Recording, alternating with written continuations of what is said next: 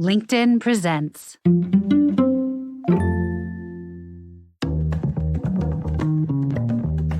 For all of us, it's about predicting where the consumer is going and getting half of it right. One of the things we want to do is create ads that don't suck. Embracing change creates great possibility. I'm Alan Hart, and this is Marketing Today. Today on the show, I've got Raj Pudipeddi. He's the Chief Marketing and Product Officer for Align Technology and also serves as Managing Director of the Asia Pacific region. He has responsibility for product, marketing, strategy, and the clinical teams, as well as responsibility for market development and commercial execution for all of Align's technology products and services in the Asia Pacific region. On the show today, we talk about Raj's background. He spent 22 years at P&G and then went into telecommunications in India and then found his way to Align. We talk about Align and its vast business model, both in terms of the products and services and the solutions and how they're integrated to deliver a seamless experience, but also the two-sided market that they serve in terms of consumers and doctors, or orthodontists in this case, and dentists. We talk a little bit about purpose, how and why it makes a difference, and how he's had to transform the organization to deliver on the brand that he is now delivering in market. So I hope you enjoy this conversation with Raj Pudipeddi.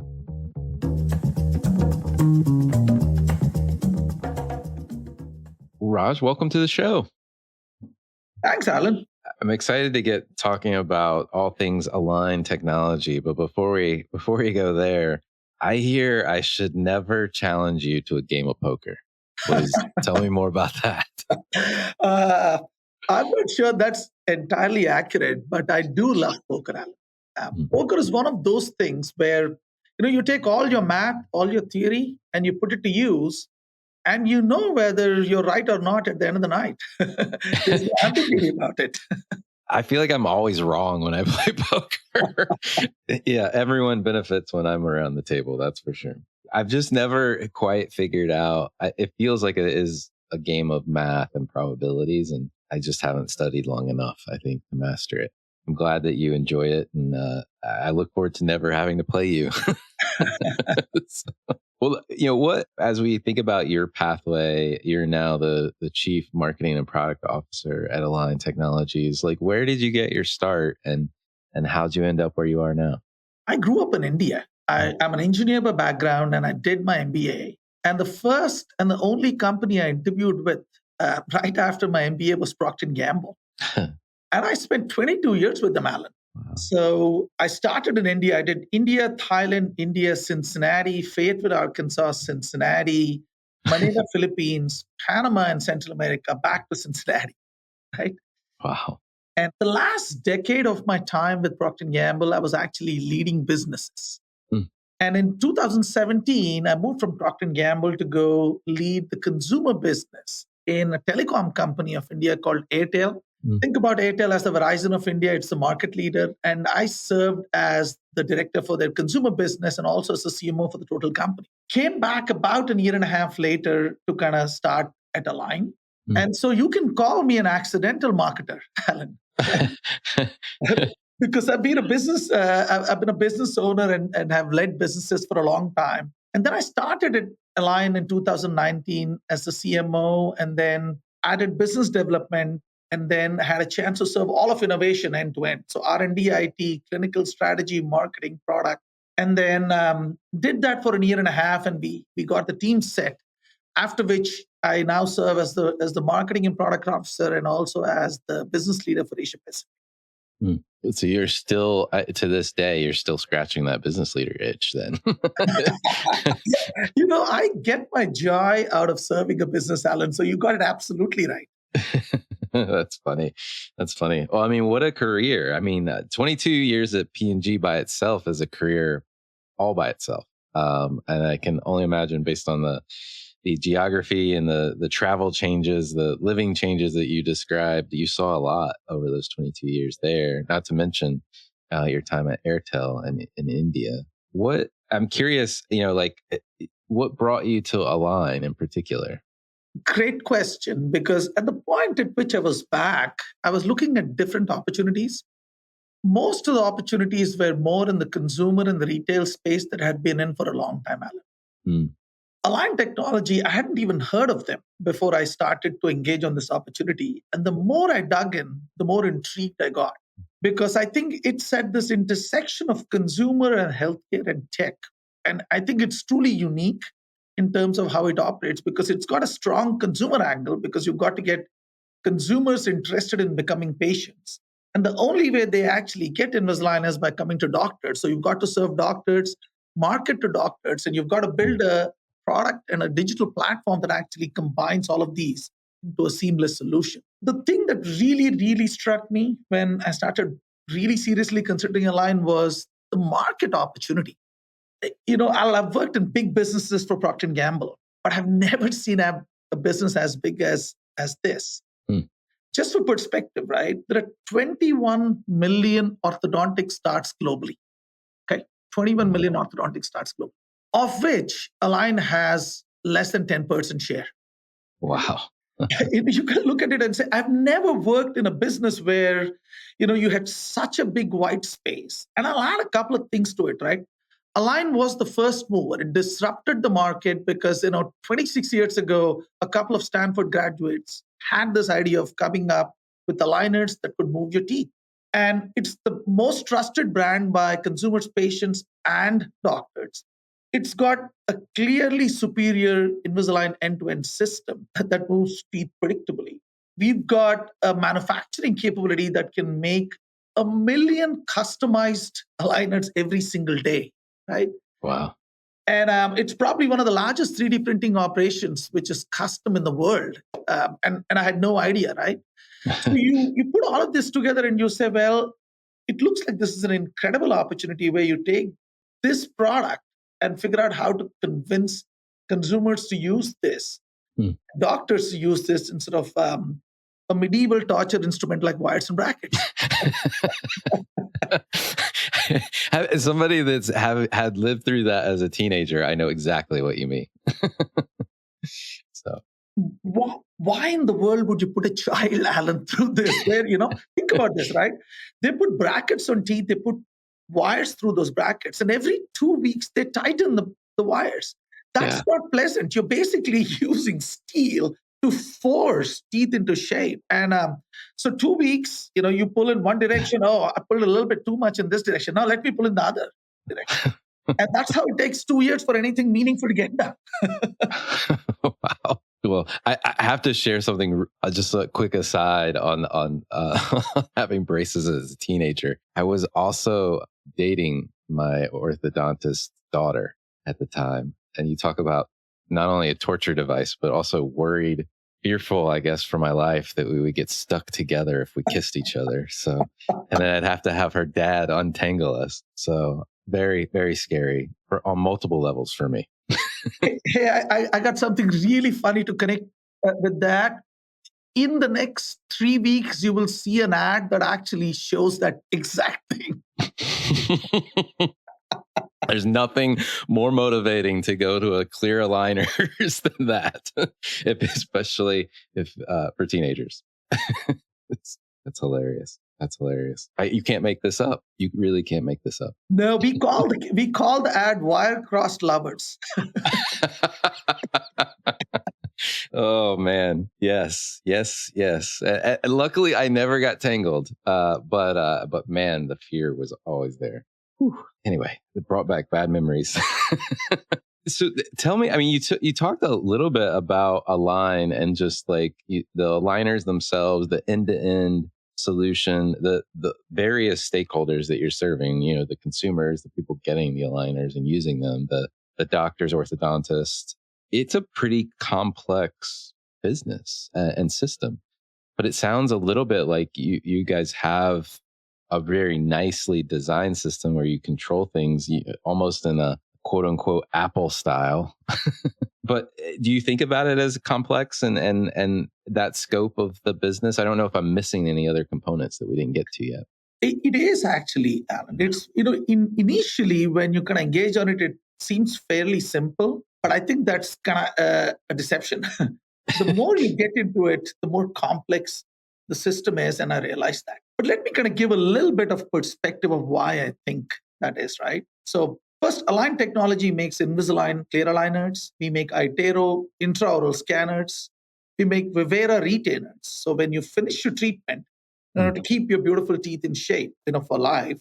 And we also acquired a dental CAD CAM company called Exocad, which helps labs make restorations, right? When dentists send a crown or a veneer, labs actually use that software to make it. So we've got an end-to-end, kind of portfolio of products. And it kind of starts with getting a consumer interested, getting the person into a clinic as a potential patient, getting scanned, and then the doctor plans the treatment, provides the treatment, tracks the treatment, finishes the treatment, and then provides retainers.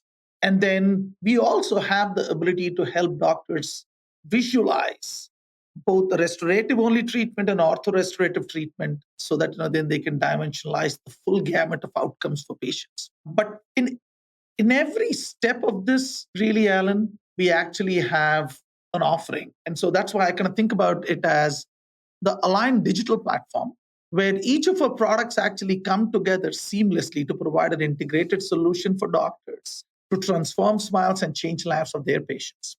I love that. I love that sentiment as well. Well, you joined Align roughly 4 years ago. Where did you start? Where did you focus, given your background both as a business leader as well as in probably one of the most storied consumer packaged goods companies in the world? Where did you start when you got to the company? I started with what had been taught again and again over the years, really, Alan. Start with the consumer and the customer. So I went and had a conversation, several in-depth conversations with current patients, soon-to-be patients, and moms and children considering treatment but hadn't made a choice, orthodontists, dentists, globally, right? I spent a lot of time first learning from each of our stakeholders. The second thing I wanted to do was understand the brand. So I went and had a chance to learn from some of our experts on the product, both on the device side as well as on the software side. And there's a lot of intricacy that goes into it. So when people look at an aligner, they think of it as a plastic appliance. There is incredible technology that actually goes behind that device because over a period of time, that device miraculously transforms your teeth, your smile, right? Right. So I had a chance to kind of dig in, into each of these things and learn from the experts. And when I came back, one of the things we did as a team was to say, okay, look, what does a brand stand for? What are our points of difference? What are the points of parity? How do we come across to consumers and potential patients? How do we want to come across to customers? And then define what our purpose was. What should our purpose be? And that's where transforming smiles and changing lives as a purpose came through. That's where the equity pyramid of the brand came through with an overall equity of beautiful, healthy smiles. And each of the points of difference that you see reflected in our marketing, but also in our products today, focusing on more predictable outcomes, more comfortable outcomes, faster outcomes, and no compromise to lifestyle because of braces. I love that. As you think about the points of parity, points of difference, and your purpose in particular, how do you think that shows up? How does that make a difference, both in terms of the marketing that you do, but also the company in general? I think it's an incredible influence on the brand team and slowly over a period of time, the entire company. At Align, we take our purpose very seriously. Transforming smiles, changing lives is something we live by. But I want to tell you a fun story about my first foray with brand purpose many, many moons ago. Okay. When I was a young marketing director leading Bounty paper towels. Okay, Bounty paper towels is a Procter Gamble brand. It's the market leader in North America, with around a 45 share. And Bounty is a fantastic product. Don't know if you've had a chance to use it in your home, but your go-to brand. Yes. There you go, right? Yeah. So I used to work with a great brand manager. I'll just call him Eric. And Eric actually had this idea of, Raj, how do we bring our purpose to life? So our purpose was live life more hands-on. Okay. And that was a beautifully defined purpose. And the agency and the brand team did a wonderful job of framing it, but we had not done much with it. till Eric came along and he said, look, how about we bring it to life and we bring all stakeholders together? So an incredible movement started across all functions, across teams. How do you help mothers, kids, families live life more hands-on?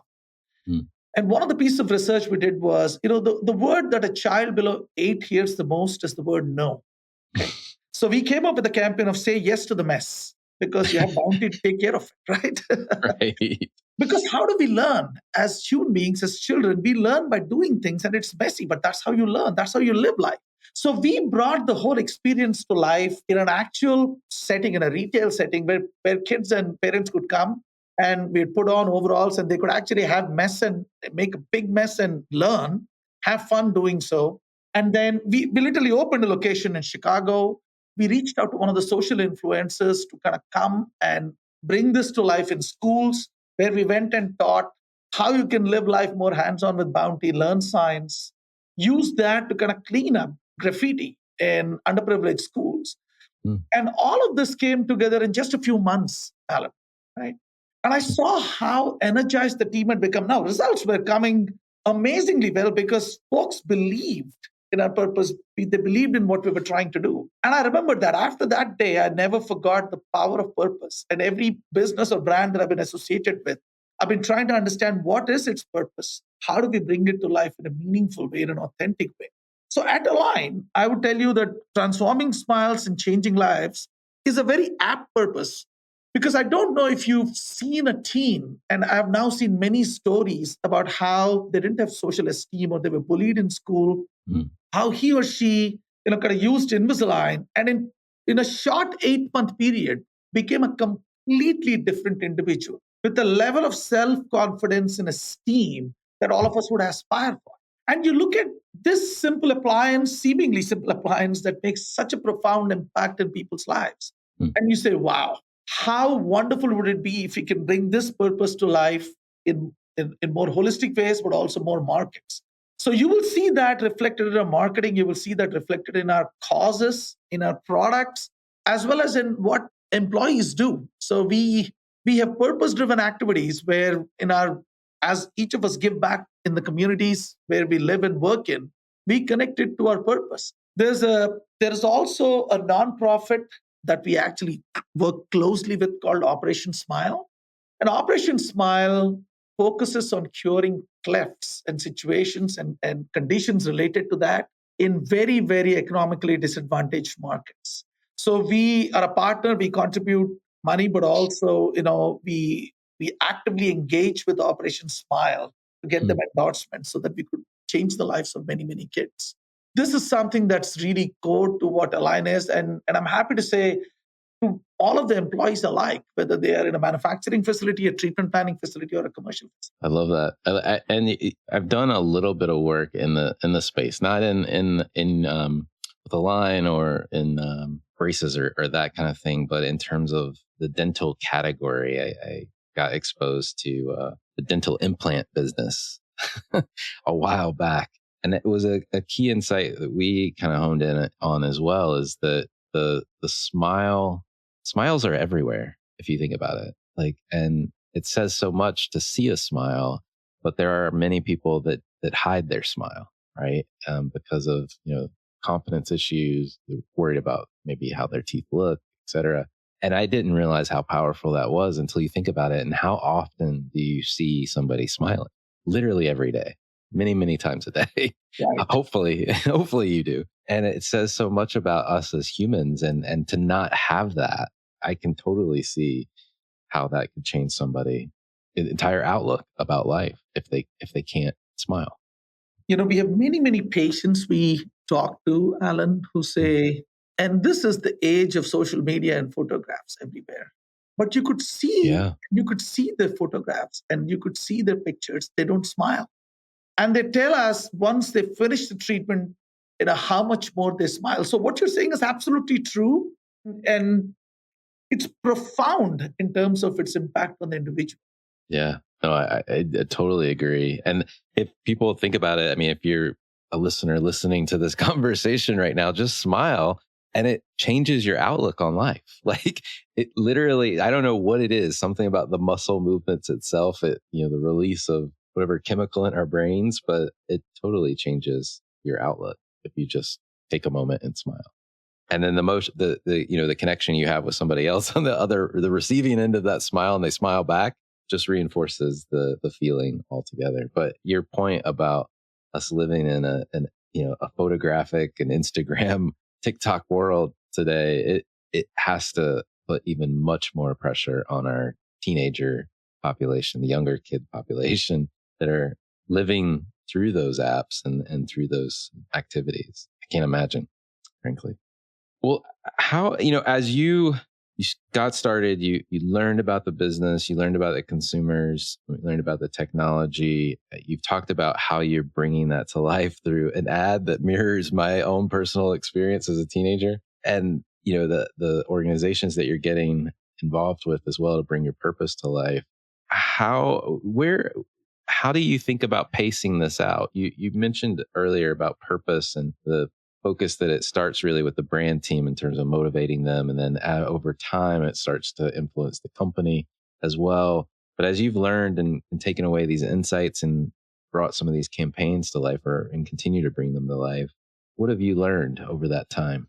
Look, understanding consumers, potential patients, and understanding our brand is absolutely key, Alan. You can never come up with a compelling idea without understanding your brand and your consumer in depth. In our case, we started with the notion that Invisalign is not your parents' braces. So if you go back 3 years ago, the idea was Invisalign is not your parents' braces.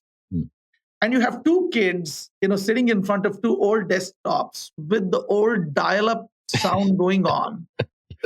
And both of them actually have this outward antenna that actually holds their teeth in place, and they get entangled. That was 3 years ago, right?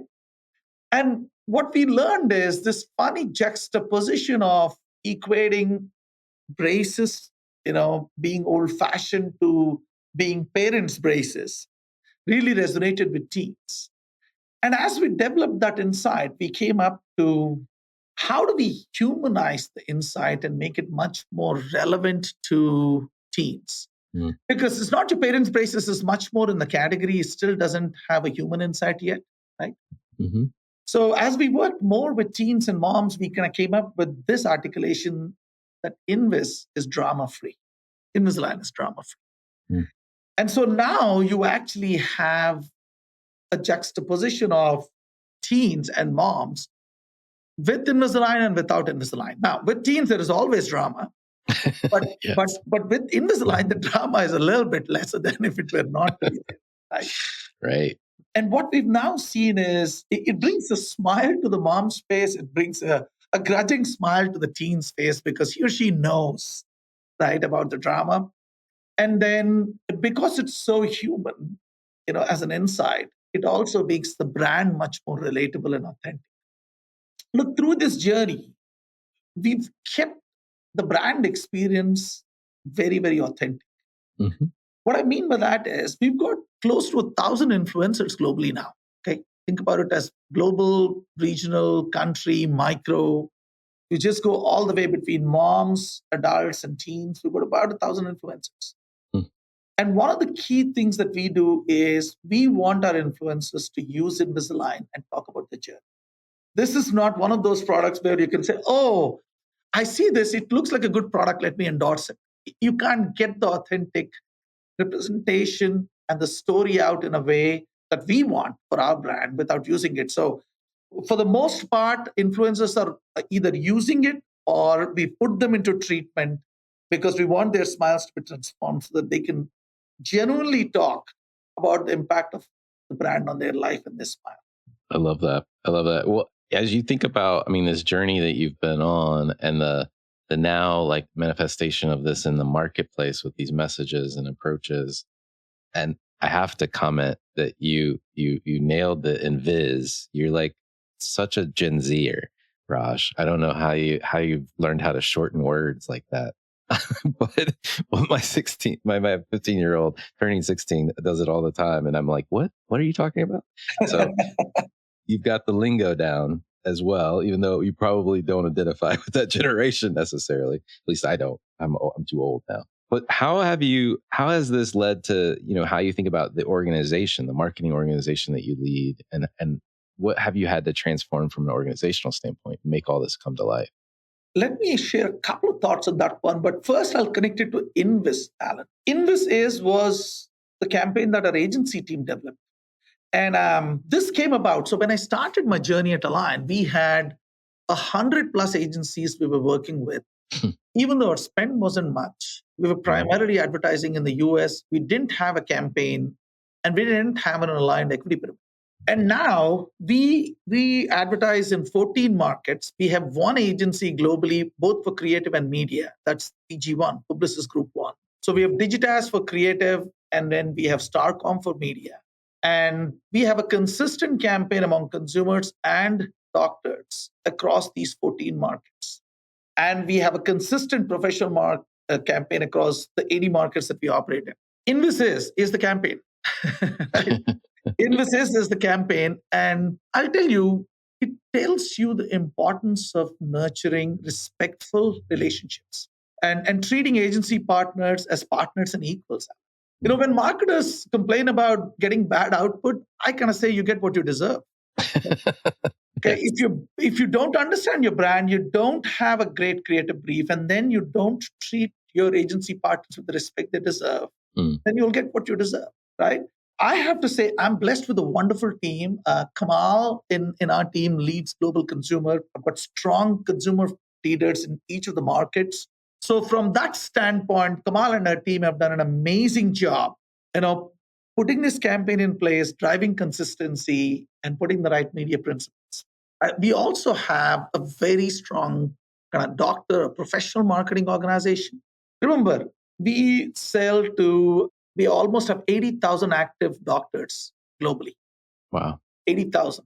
And most of these are single practices or just, kind of 2 or 3 individuals kind of having a practice. So we've segmented, just like consumer segmentation, we've segmented our doctors into 5 different segments for orthodontists and GPs separately because they have different needs, different gaps. And we develop solutions and communication that actually connects to those solutions directly for each of the segments of our doctors. Let me give you an example, right? We have 5 segments for orthodontists: new, occasional, active, engaged, and expert. And we've designed those segments based on their clinical confidence with using Invisalign and also their proficiency with using Invisalign for complex cases, in addition to some attitudinal dynamics and variables like using Itero and being digital. But if I take a doctor who's active, so he or she has done at least 1 case in a year, and I move the doctor to the next segment, which is engaged, the throughput per doctor is 4x, 400% increase. Wow. Now, an active doctor's needs are around clinical expertise and confidence. So when we design a program, and we designed a holistic program, which has sales, marketing, customer service, clinical, formal and informal training, all pulled together into a holistic program. We call it growth programs. And we use those programs to kind of help our customers address whatever is the key need they have. And so we have a program for active doctors globally. And coming out of that program after 6 months, when they move to engaged, we get a 400% increase. So the marketing discipline of barrier, insight, and then relevant solutions stays the same. It's just applied differently, when it comes in the context of a doctor.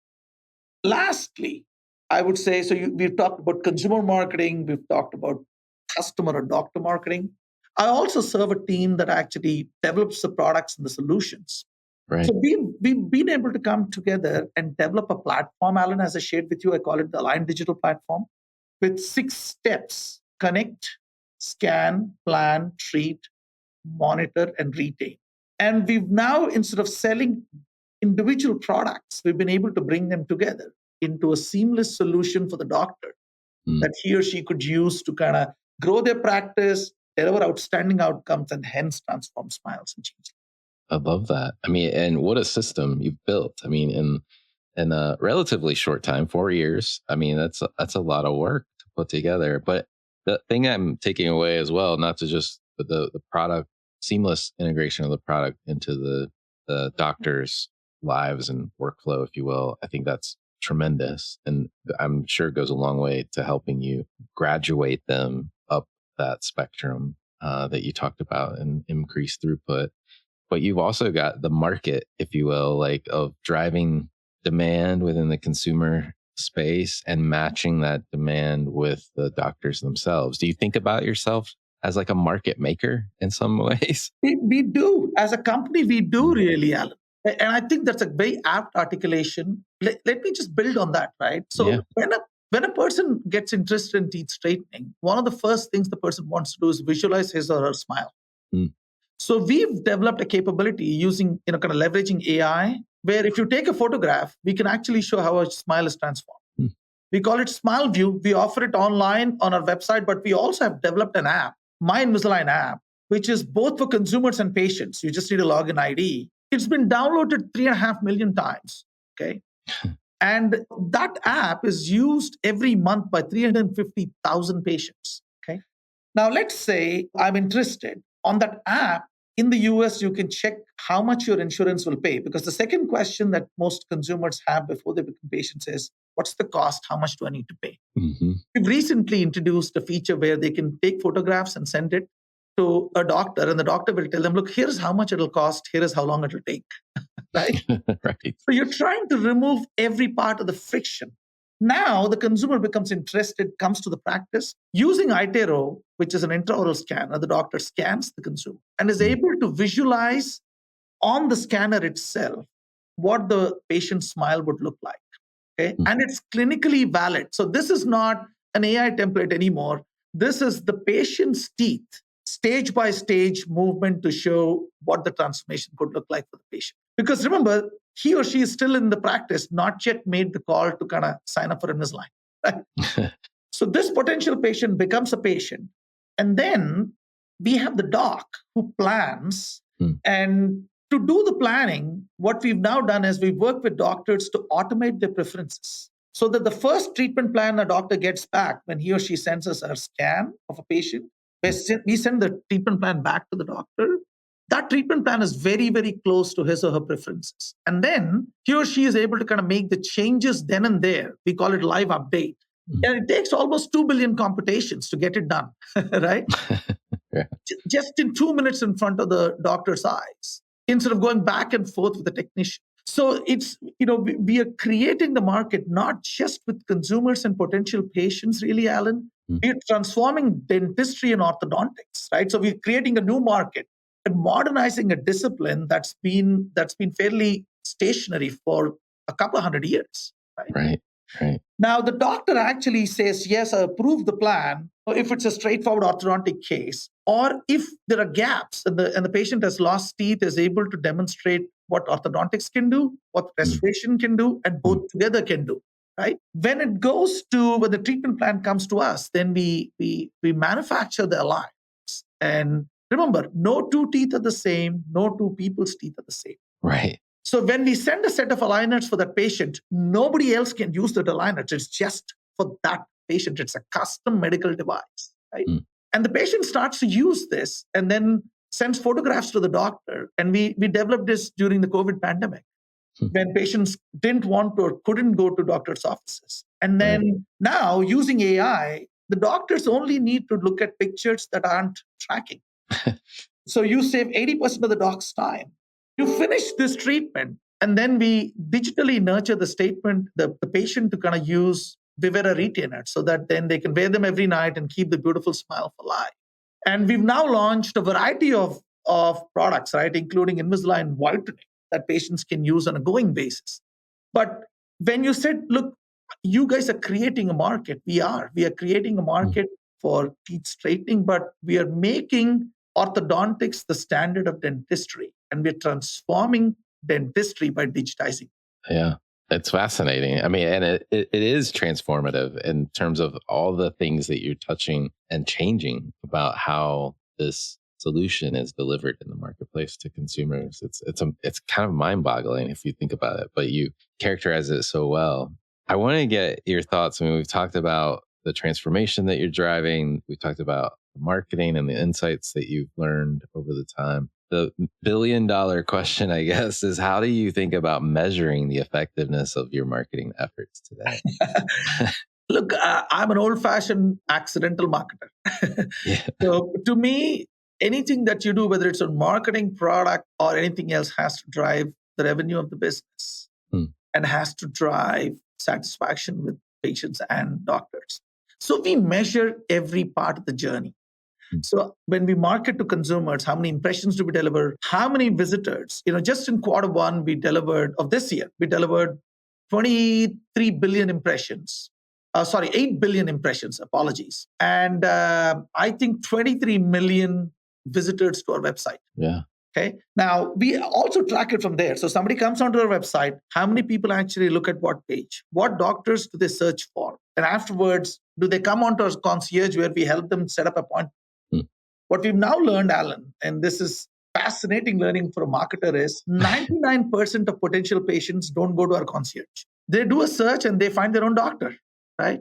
So now you need to kind of have an econometric model, like a market mix model, that takes all your inputs and the revenue and volume to kind of build a model that tells you what's the role of each of these inputs in driving the output. Okay. This should also tell you most closed loop attribution doesn't work unless it's a product that you can buy online then and there. It's all nonsense. Okay. just upfront with you. But if you want to step back and be holistic and say, look, if I can build a model with all the inputs and outputs, use some real math to kind of come up with what the relative impacts of each of those levers are, that becomes important. Right. Now, we measure the satisfaction of patients as they go through the journey and they finish the journey. We also measure how we serve our doctors in every part of the journey, in our software, in our customer service, in our sales and relationship building. So we measure each of these to ensure that we're delivering an outstanding experience across stakeholders. I love it. And you had me at marketing mix models. So I'm a big fan of them. I think for many reasons, they went out of vogue as people got more digitally inclined and everyone moved to the attribution. But to your point, like there's so many breaks along the way. Even in really easy to track businesses, there's still breaks and things that are getting misattributed. I'm a big fan of marketing mix. And there's been a lot of advances to make them better and more effective today than they were even in the past. So glad to hear that's in the mix among other things that you're doing. Well, one of the things we like to do on this show, it's been fascinating to learn about your business and all the improvements, enhancements, and the success that you guys have seen. But one of the things I love to do is get to know you a little bit better beyond your poker play. And my favorite question to ask everyone that comes on is, has there been an experience of your past that defines or makes up who you are today? Sure. Alan, I shared with you, I'm an engineer and I did my MBA, started with Procter Gamble. I started in marketing analytics and insights. And then I moved over to the dark side, to the marketing side. Right? But in my formative years as a young marketer and as a young strategy leader, I got a chance to work for a leader at Procter Gamble. I believe the person unnamed, who then went on to become a very, very senior leader for Procter Gamble. But what was unique about him was he had the ability to feel every person in a room feel valued and listened to. Irrespective of whether he agreed with the recommendation or not, almost every team that came and met him walked back with more energy than they came. And I found it fascinating. It was a lesson in leadership for me from very close quarters because I worked for him, so I was watching him very closely. And that actually shaped my thinking very, very profoundly on energy and creative leadership. You can accomplish wonderful things. You don't need to run down people for that. You could actually have people feel great, even if their output is not great at that point in time. You can actually figure out a way to work with them to make the output better. I'm not saying there are some people who may not fit and you may need to find different homes for them. That's fine. But nobody wakes up in the morning saying, I want to fail today. Right. Right. Exactly. And if you can actually believe in saying that, look, I'm going to kind of figure out how to kind of unleash my team to deliver outstanding outcomes, right?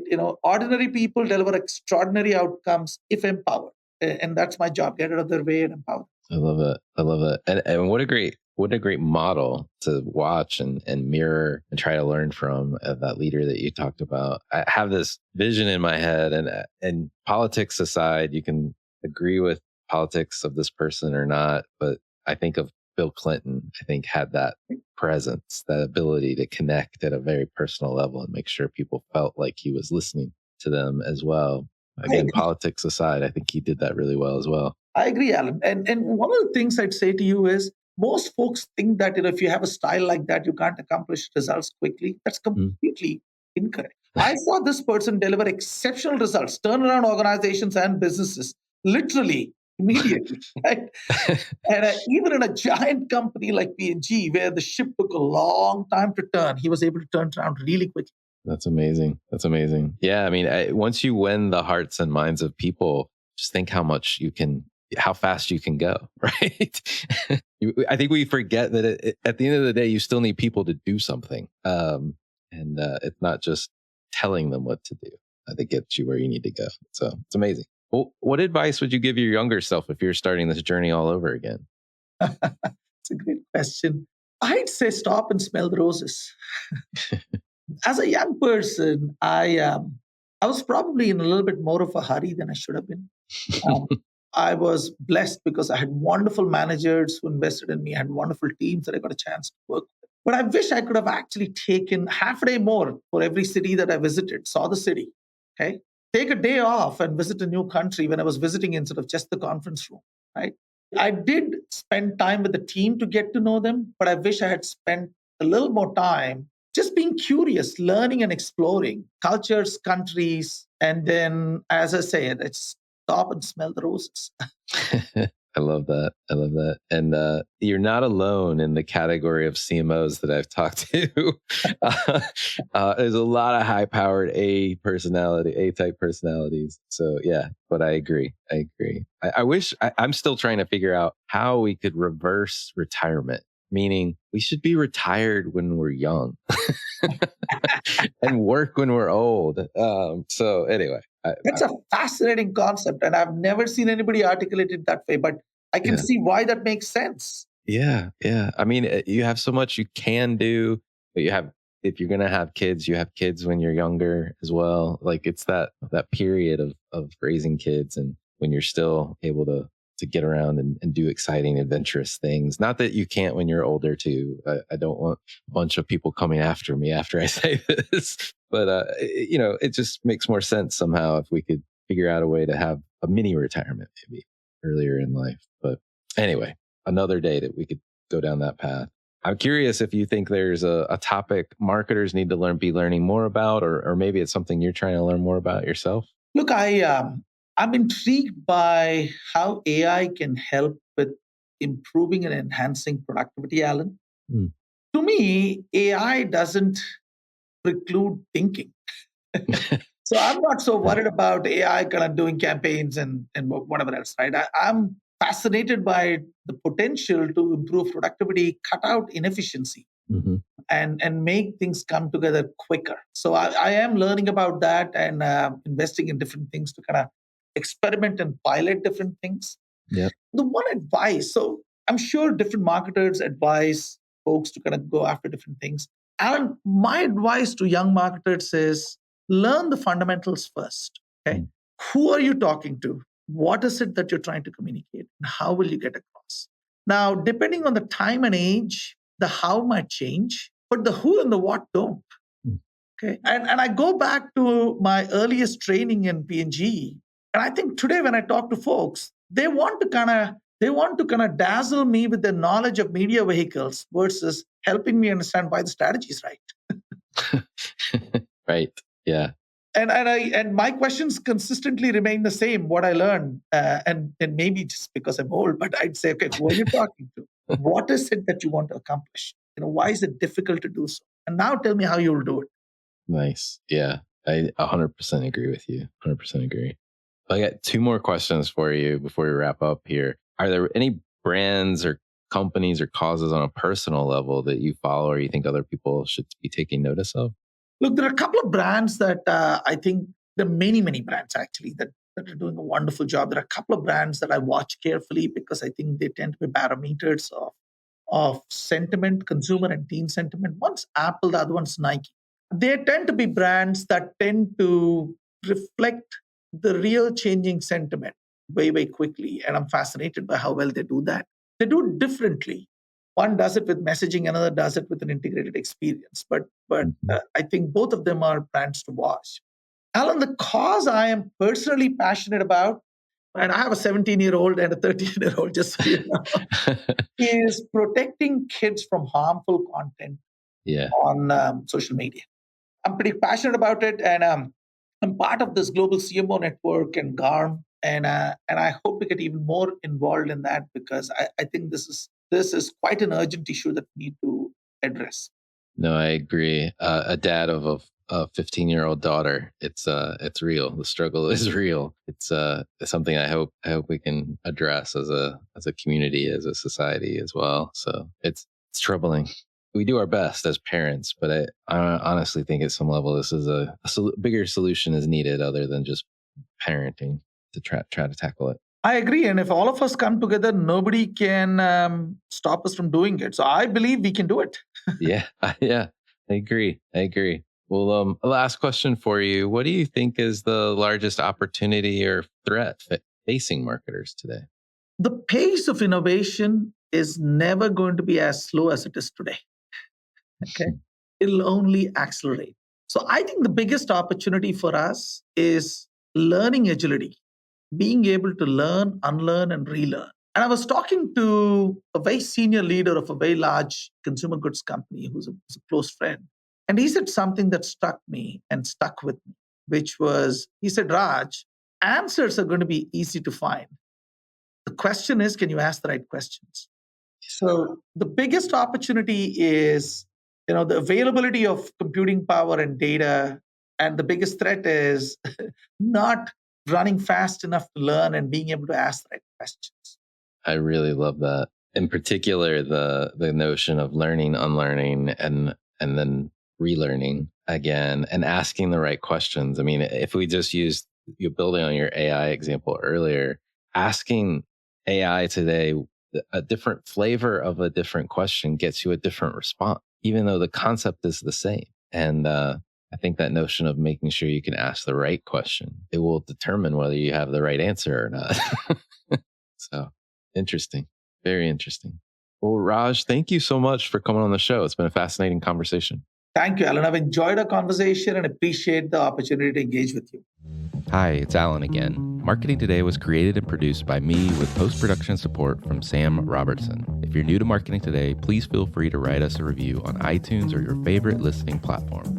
Don't forget to subscribe on marketingtodaypodcast.com. Tell your friends and colleagues about the show. I love hearing from listeners. You can contact me at marketingtodaypodcast.com. There you'll also find complete show notes and links to what was discussed in the episode today, and you can search our archives. I'm